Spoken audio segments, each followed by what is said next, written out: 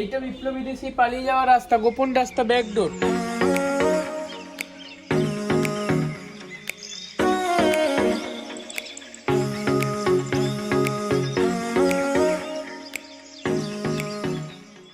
পরিবেশটা এমন একটা পরিবেশ যে এখানে দাঁড়ালে একটু কবি প্রতিভা জেগে উঠবে না, কি বলছো? একদম একদম দাঁড়িয়ে আছি আমরা রূপনারায়ণের তীরে, চারিদিকে গাছপালা রয়েছে আমাদের ঘিরে। গুড মর্নিং বন্ধুরা, সময় এখন সকাল 8টা আর আমি দাঁড়িয়ে আছি হাওড়া স্টেশনে আজকের আমাদের গন্তব্যে যাওয়ার জন্য।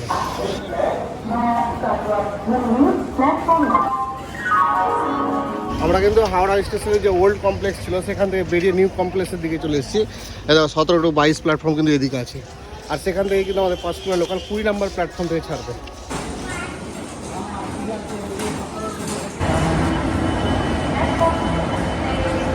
মোটামুটি 5-7 মিনিট মতো হেঁটে আমরা কিন্তু নিউ কমপ্লেক্সে চলে এসেছি, আর আমাদের ট্রেন পাঁশকুড়া লোকাল কিন্তু এই মুহূর্তে ঢুকছে 20 নম্বর প্ল্যাটফর্মে।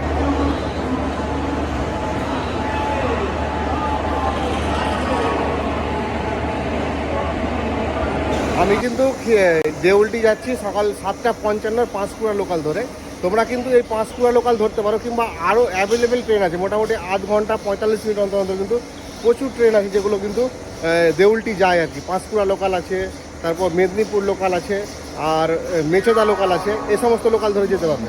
তো যাই হোক, চলো আমরা কিন্তু আজকে এই পাঁশকুড়া লোকাল ধরেই দেউলটির উদ্দেশ্যে রওনা দেব। সময় এখন সকাল 8:10 আর আমাদের ট্রেন হাওড়া স্টেশন থেকে ছেড়ে দিল কিন্তু দেউলটির উদ্দেশ্যে।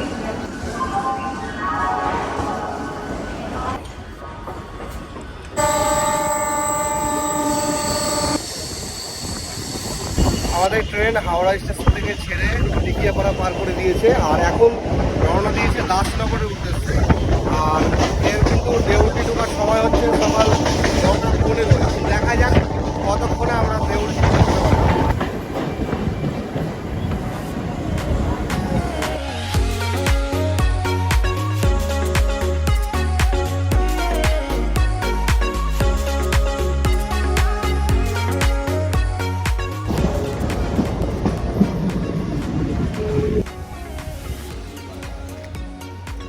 ঘড়িতে সময় এখন 9:50, আর অবশেষে আমরা কিন্তু এখন এসে পৌঁছালাম দেউলটি স্টেশনে। আর এখানে আসার কথা ছিল কিন্তু আমাদের 9:13-তে, মানে প্রায় 40 মিনিট লেট করে কিন্তু দেউলটি আমরা পৌঁছেছি। যাই হোক, সেটা বড় কথা না, বড় কথা হচ্ছে আমাদেরকে এখন এখান থেকে বাইরে যেতে হবে, আর বাইরে গিয়ে একটা টোটো ধরে কিংবা অটো ধরে দেখি কি পাওয়া যায়। চলো।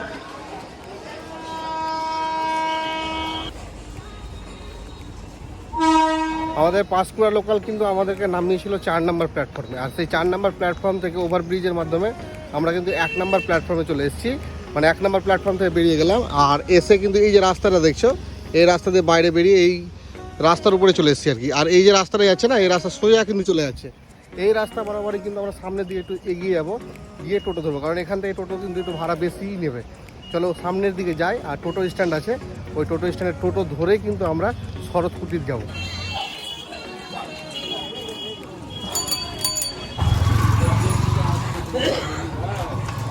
আমরা কিন্তু স্টেশন থেকে বাইরে বেরিয়ে এই মার্কেটের মধ্যে দিয়ে হেঁটে হেঁটে যাচ্ছি, আর একটুখানি যাব আর একটা ওভারব্রিজ পাবো, সেই ব্রিজের কাছ থেকে কিন্তু আমরা টোটোটা ধরে নেব। আর এদিকে একটা রাস্তা চলে যাচ্ছে, আর এদিকেও যাচ্ছে, কোনো দিকে না গিয়ে ওভারব্রিজের তল দিয়ে হেঁটে যেতে হবে। ব্রিজের তলে বেশ কিন্তু জমজমাট একটা বাজারও আছে, এই সবজি ফল সবই আছে। অনেকটা বড় একটা জায়গা এটা। আর এই সামনে দেখো, এই যে বাঁশ টাসগুলো বাঁধা আছে না, ওইখান দিয়ে কিন্তু সোজা যেতে হবে আমাদের। আমরা কিন্তু সেই মোড়ে চলে এসেছি, যেই মোড় থেকেই কিন্তু আমরা টোটো ধরে শরৎকুটি যেতে পারবো। এই দেখো ওভারব্রিজ, আর এই যে রাস্তাটা যাচ্ছে, এই যে ভাই সাইকেলে দাঁড়িয়ে আছে, এই সোজা রাস্তা চলে গেলে কিন্তু আমরা শরৎকুটি চলে যেতে পারবো। কাকা, শরৎকুটি যাবে? শরৎকুটি যাবে? কত ভাড়া? কত ভাড়া? কত? 20 টাকা। চলো।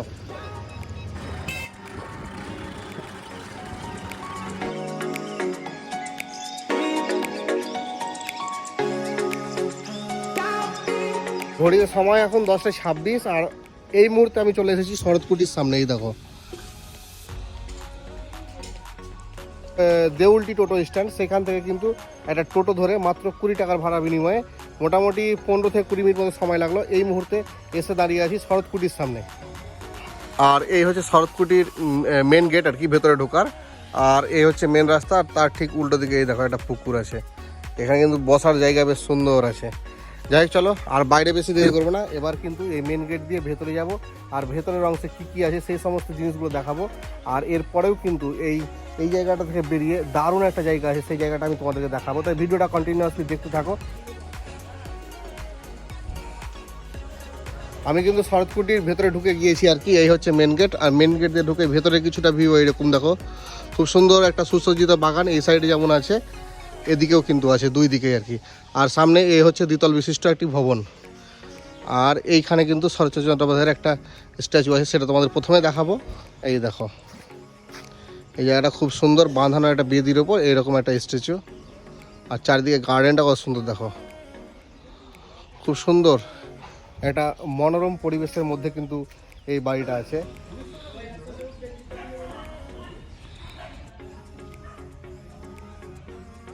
চলো এবার ভেতরের দিকে যাই, কারণ বাইরেটা তো দেখালাম, সামনের দিকটা পিছনের দিকেও একটা অংশ আছে, সেটাও তোমাদের দেখাবো। তার আগে এই ভবনের ভেতরটা আমরা দেখে নিই। এই হচ্ছে বাড়িতে ঢোকার মেন প্রবেশ পথ। এখানে কিন্তু জুতো খুলে ভিতরে যেতে হবে। চলো ভেতরে যাই। হ্যাঁ, আমার নাম টুবাইপতি। আমরা বংশ পরম্পরা ধরে এই বাড়ি দেখাশোনার দায়িত্বে রয়েছে। ওনার নাতি থাকেন কলকাতা কসবায়, নাতির নাম জয় চট্টোপাধ্যায়। নাতি আমার বাবার উপরে বাড়ি টোটাল দায়িত্ব দিয়ে রেখেছেন। এটা লিখতেন, এটা লেখার ঘর। এই যে চেয়ারটা রয়েছে, এই চেয়ারটায় বসতেন, ওই টেবিলে খাতা রাখতেন, সোজা জানালাটা খুলে দিতেন। তখন বাদশার পাঁচিলটা ছিল, রূপনারায়ণ নদী ক্ষেত দিয়ে বইতো। ওনার লাঠিটা লক্ষ্য রাখুন, একদম কোণে রয়েছে। জুতো দেখুন, কাঁচের ভেতর সুতো দিয়ে বাঁধা রয়েছে 2 নম্বর র্যাকে। ওনার নিচে যে মৃত্যুসজ্জার ছবিটি রয়েছে, ওনার দ্বিতীয় পক্ষের স্ত্রী হিরণময়ী দেবী। শরৎচন্দ্রের মৃত্যুর পর হিরণময়ী দেবী বাড়িতে 23টা বছর কাটিয়েছিলেন। এটা হচ্ছে ওনার ছোট ভাই প্রকাশচন্দ্র চট্টোপাধ্যায়। এটা বৈঠকখানার ঘর, ওখানে বসে সব বিপ্লবীদের মিটিং হতো। নেতাজি এসেছিলেন দুবার, রাসবিহারী বসু, বিপিন বিহারী গাঙ্গুলি, চিত্তরঞ্জন দাস, বাঘাযতীন। নদীপথে আসতেন, হারকিন লণ্ঠন জ্বালিয়ে ঘরে বসে মিটিং। ডান দিকে একটা ঘড়ি চলছে, লক্ষ্য রাখুন, 100 বছর আগেকার ঘড়ি। একদিন দম দিলে 7 দিন চলবে। আলমারিতে যে বইগুলো রয়েছে উনি পড়াশোনা করতেন। একদম কোণে গড়গড়া রয়েছে, উনি তামাক খেতেন। তার পাশে ওটা ভালভসে রেডিও রয়েছে। আর সোজা যে ছবিটি রয়েছে সাদা ফ্রেমের পাশে বাঁধানো ছবি, এটা নাতিনাথ বইয়ের ছবি। সামনে সোফা, উনি বসতেন। এটা চিকিৎসা ঘর, উনি বিনা পয়সায় গরিব দুঃখীদের হোমিওপ্যাথি চিকিৎসা করতেন। চরকা রয়েছে, লক্ষ্য রাখুন। হাওড়া জেলা কংগ্রেস উনি প্রেসিডেন্ট ছিলেন, তখন জাতীয় কংগ্রেসের সিম্বলটি যে চরকা। ময়ূরের খাঁচা, এখন ময়ূর রাখা নিষেধ, তাই ময়ূর রাখা হলো। ঠাকুরটা রয়েছে, লক্ষ্য রাখুন। রাধাকৃষ্ণ ঠাকুর রয়েছে, শ্বেত পাথরের মূর্তি। চিত্তরঞ্জন দাস যখন দেশে বিদেশে অ্যারেস্ট হয়ে গেছিল, ওনাকে দিয়ে গেছিলেন। সেই ঠাকুরটা আজ নিত্য পুজো হয়, চিত্তরঞ্জন দাসের বাড়ির ঠাকুর। এটা ধানের গোলা, ধান থাকতো। আর টালির চালের ঘরটা হচ্ছে ঠাকুর ঘর। আর তখনকার দিনে বাথরুমটা বাড়ির বাইরে। এইখানে রান্নাঘর ছিল, দোতলা। 78-এ বোনের রান্নাঘরটা পড়িয়ে, তারপর রান্নাঘরটা তৈরি নেই, ফাঁকা জায়গাতে দোতলা রান্নাঘর ছিল। এটা বিপ্লবীদের সেই পালিয়ে যাওয়ার রাস্তা, গোপন রাস্তা, ব্যাকডোর। ওপরে যাবেন, ওপরে দুটোই বেডরুম রয়েছে, শুধুমাত্র শরৎচন্দ্রের বেডরুম ওপরে। তো নিচে যে ফ্লোরে যা যা আছে, আমাদের এই গাইড যে ছিল, সেই গাইড কিন্তু এখানে দেখাশোনা করে আর কি। সেই ব্যাপারটা ডিটেলসে বললো, তোমরা আশা করি বুঝতে পারলে। সে যাই হোক, এবার উপরে কিন্তু শরৎচন্দ্র চট্টোপাধ্যায় যে বেডরুম ছিল, সেই বেডরুমটা আছে। আর সেটা যাওয়ার জন্য কিন্তু এখানে একটা সিঁড়ি করা আছে। এই দেখো, ওই যে সিঁড়িটা আছে, ওটা দিয়ে যেতে হবে। এখন আমি সকাল সকাল চলে এসেছি, আর সকাল সকাল মোছামুছি হয়েছে দেখো। আর এই জন্য কিন্তু একটু ভেজা ভেজা ভাব আছে। একটু সকালের দিকে যদি আসো, একটু সাবধানে চলাফেরা করতে হবে, কারণ হেভি স্লিপারি হয়ে আছে। এটা হচ্ছে বারান্দা, দোতলা। আর এই হচ্ছে গেট। চলো এইখান দিয়ে, এই যে ফ্রন্ট ভিউ, মেন গেটটা ওইরকম জায়গাতে আছে আর কি। আর আমরা তো এখন দোতলায় অবস্থান করছি। এটা হচ্ছে দোতলার কিছুটা ভিউ। এর একটা খুব সুন্দর বসার জায়গা। আর এই হচ্ছে বেডরুম আর কি। এই দেখো, বেডরুমের ভিতরে ঢোকা যাবে না, বাইরে থেকে যতটা আর কি দেখানো যায়, এই জানালার ভিতর দিয়ে মোবাইল ভরে যতটুকু ভেতরের ভিউ দেখা যায় আর কি। আর এই বাড়ি থেকে দাঁড়িয়েই কিন্তু রূপনারায়ণ নদীর দারুণ একটা ভিউ দেখা যায়। তোমাদের দেখাচ্ছি আমি, চলো সামনে, এখান থেকেই দেখা যাবে। এই দেখো, এখানে একটা ডেস্ক মতন করা আছে, এখানে হাত রেখে খুব সুন্দরভাবে কিন্তু রূপনারায়ণ নদীর ভিউ দেখতে হবে, একদম ওই সামনে দেখো এই জায়গাটা দেখা যাচ্ছে। ওই জন্য করা হয়েছে, এখানে খাতা দিয়ে লিখতেন। আর লিখতেন, এবং আমরা যদি মনে করি এখন কবিতা লিখবো কিছু সময় ধরে, তাহলে এই যে ডেস্ক আছে এখানে দাঁড়িয়ে কিন্তু লেখাও যাবে নাকি। তোমার মধ্যেই কোনো কবি প্রতিভা জাগছে এখন। এই পরিবেশটা এমন একটা পরিবেশ যে এখানে দাঁড়ালে একটু কবি প্রতিভা জেগে উঠবে না, কি বলছো? একদম একদম। দাঁড়িয়ে আছি আমরা রূপনারায়ণের তীরে, চারিদিকে গাছপালা রয়েছে আমাদের ঘিরে। মানে খাতা কলমও নেই কিন্তু, একদম মানে ভয়েস রেকর্ডিং হয়ে গেল, বাড়ি গিয়ে লিখতে হবে এটা নাকি। যাই চলো, এই জায়গাটা দেখালাম, এবার এখান থেকে বেরিয়ে কিন্তু রূপনারায়ণ নদীতে যাবো। তার আগে এই জায়গার ভিউটা তোমাদের দেখাই। ওইখানে কিন্তু 3টে কবর আছে, সেটা আমি তোমাদের দেখাবো। আর এই জায়গাটায় দেখো, এখানে একটা খাঁচা আছে, বেশ কয়েকটা পাখি আছে যারা কিচিরমিচির করছে এই মুহূর্তে। এই দেখো, খুব ঘন নেটটা খুব ঘন, দেখা যাচ্ছে না, আওয়াজটা হয়তো তোমরা ফিল করতেই পারছো না। আমরা কিন্তু শরৎচন্দ্রের বাড়ি দেখে, এই দেখো এইটা হচ্ছে বাড়ি, তোমাদের দেখালামই। আর এবার সেই জায়গা থেকে চলে এসেছি কিন্তু এখন যেখানে তার সমাধি আছে, সেই সমাধি জায়গায়। শুধু তার না, তার ওয়াইফেরও আছে এবং ভাইয়েরও আছে। এই দেখো, এখানে একটা হিরণময় দেবীর সমাধি আছে, ওখানে স্বামী বেদানন্দ সমাধি আছে, আর এইখানে হচ্ছে উপন্যাস সম্রাট শরৎচন্দ্র চট্টোপাধ্যায়ের সমাধি আছে। যাই হোক, এই সমাধি 3টে কিন্তু এই পিছনে আছে, আর সেই রকম কিছু নেই না, কি বলছো? আর কিছু কি আছে এখানে? সাহিত্য সম্রাট মারা যাওয়ার পর হিরণময়ী দেবী ওনার স্ত্রী এখানে 22 বছর কিন্তু এই বাড়িতেই থেকেছিলেন, এখান থেকে তারপর মারা গেছেন আর কি। মানে একাই অতদিন। মানে আমাদের সাগর কাদের ব্লগস দেখলে কিন্তু অনেক কিছু জানা যাবে না, কি বলছো?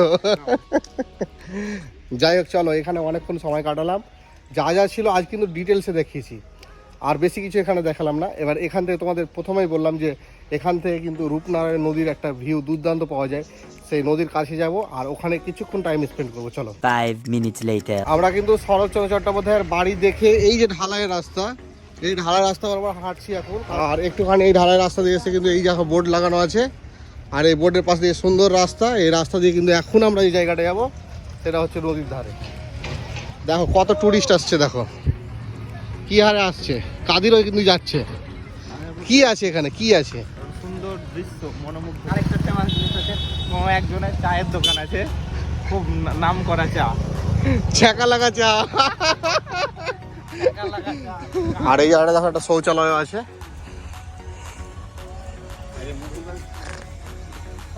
যাই হোক, আমি কিন্তু চলে এসেছি একদম রূপনারায়ণ নদীর তীরে, এই দেখো।